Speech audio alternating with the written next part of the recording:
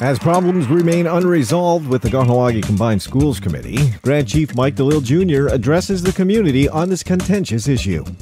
Sego Kahnawake. I'm here today to speak to you about a plan that we're about to launch in the community about education for everyone who's been paying attention, and I believe it's everyone. Since this past September 2012, we've been engaged with the Combined Schools Committee on a Mohawk Council Executive Directive to work jointly on what we hopefully thought would be culminating in a plan sometime before the holidays. The working group that consists of Chief Rhonda Kirby, Bobby Patton, and others have been working consistently and diligently with the Combined Schools Committee up to the Annual General Assembly, which happened in November, and since then. Unfortunately, we haven't been able to produce the results we believe that education demands in the community. Therefore, we're looking to put together and have put together a comprehensive plan that has been shared with the Combined Schools Committee in the past, will be shared with the community, and again, hoping to involve community, including parents, obviously, which are involved in community, to give us the go-ahead to move forward.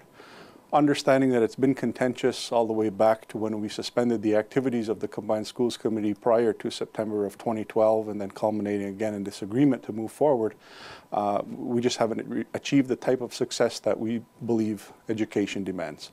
It's the pillars, it's the foundation, it's everything within that in terms of how we're going to be and remain Kahnawake Onu. It is for the benefit of our children.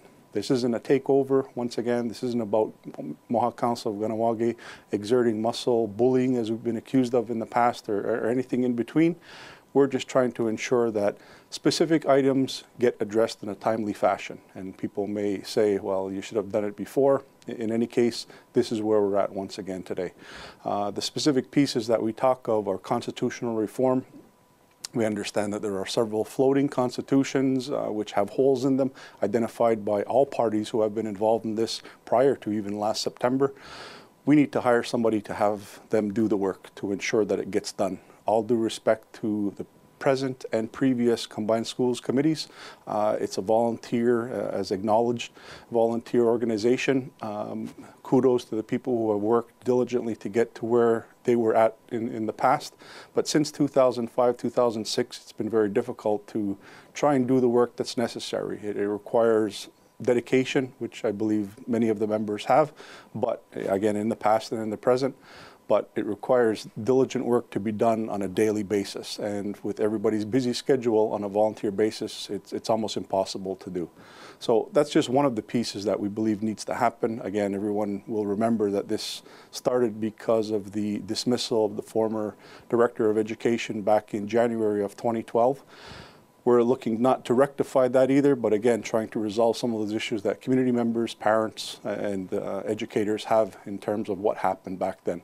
So two major pieces that we'll be moving forward with.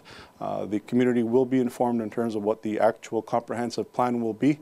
And again, just to reiterate that this is out of frustration. We're ensuring that and trying to ensure that the community understands that this isn't about MCK taking over education, but in fact further empowering the community to assure what the future of education looks like in Kahnawake.